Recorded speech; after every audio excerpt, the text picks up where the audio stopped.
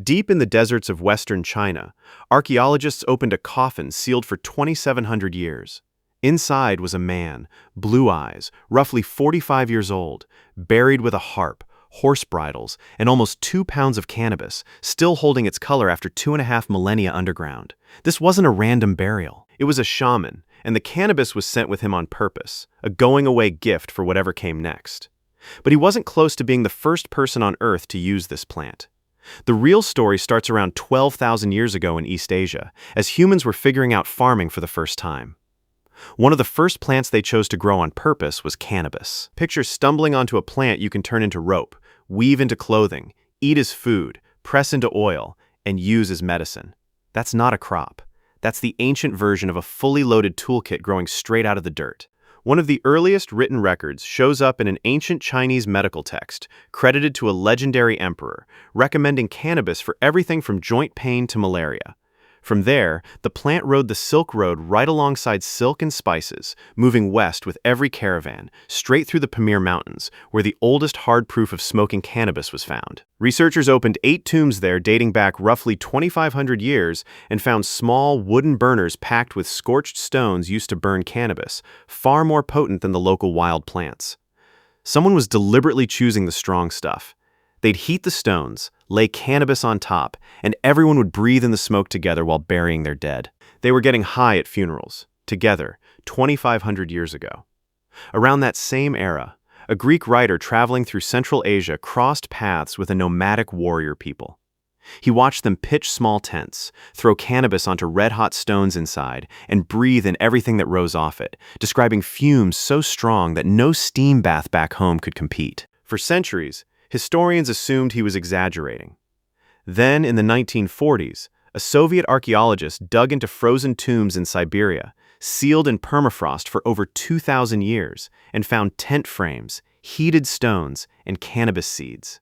Exactly what that Greek writer had described. He hadn't invented a thing. A different nomadic warrior tomb turned up in the Caucasus Mountains holding solid gold cups. When the residue got tested, it came back positive for cannabis and opium, mixed together. Ancient warriors were combining substances in golden cups over 2,000 years ago. And in Israel, researchers examined altars from an ancient shrine nearly 2,700 years old. One altar held frankincense, a standard offering. The other held cannabis, deliberately mixed with animal dung to slow the burn, which means whoever built this setup knew exactly what they were doing chemically. It kept happening everywhere, because your body was already built for it before you ever encountered a single leaf. Humans naturally produce a molecule tied to calm and pleasure, and cannabis fits into that same biological lock, like a spare key. Which might explain why, in India, people weren't just using this plant, they were worshipping it. India's oldest sacred texts name cannabis as one of a handful of sacred plants. One of Hinduism's most important gods carries a title tied to a drink made from cannabis leaves and milk, said to have calmed him after he swallowed a world-ending poison. People still prepare the same drink during major religious festivals today, nearly 3,000 years later. In China, around the year 200, a physician mixed cannabis with wine and used it to perform surgery on patients who felt nothing, roughly 1,800 years before modern anesthesia existed. He was eventually summoned by one of the most powerful warlords in Chinese history, who suffered from severe headaches only this doctor could treat. The doctor wanted to go home and treat ordinary people instead. The warlord took it as an insult, had him arrested, imprisoned, and executed. In his final days, the doctor tried to hand his medical writings to a prison guard who refused out of fear. So the doctor burned his own life's work rather than let it fall into the wrong hands. The formula died in that fire. Nobody has ever recovered it. Then there's the story that sounds too strange to be real.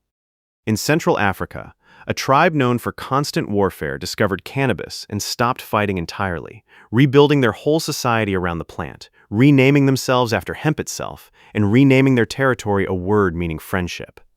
Their greeting became a single word meaning both hemp and life at once. By the time Europeans began colonizing the Americas, cannabis had already been a foundational crop in Europe for centuries, holding entire fleets together as rope, rigging, and sailcloth.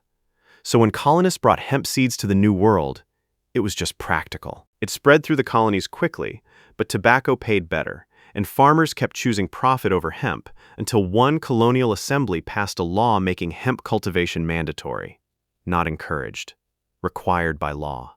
For roughly 2 centuries after that, cannabis was simply woven into everyday American life.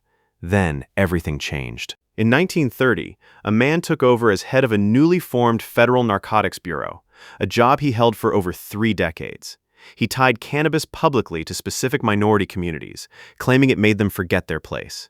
He also despised jazz music, calling it satanic, and personally targeted one singer, not over drugs, but because her most famous song made powerful people uncomfortable. He dropped the word cannabis and started using a foreign-sounding word instead, because scaring people was the whole point.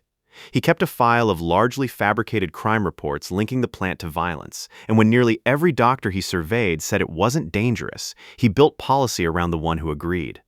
By 1937, a federal tax act effectively criminalized the plant nationwide. By 1970, it was placed in the same legal category as heroin. Years later, a senior policy advisor from that era admitted exactly what the goal had been: targeting war protesters and black communities by tying each group to a different drug, since it wasn't legal to criminalize being against a war or being black. That's not a theory. That's a direct quote from someone who helped write the policy. In 1988, a federal judge spent 2 years reviewing all the medical evidence and recommended reclassifying the plant immediately. The recommendation was rejected outright, and the classification stayed exactly where it was. Cannabis has been part of human life for roughly 12,000 years. It's been illegal for about 90 of them, less than 1% of its entire history with us. For nearly all of that history, it was just there, ordinary, woven into daily life. You made rope from it in the morning and burned it at a funeral by evening. A war-torn tribe rebuilt their entire society around it. And in a desert tomb, a shaman was buried with 2 pounds of it, not because of politics or fear, but because the people who loved him knew it mattered enough that he shouldn't go without it.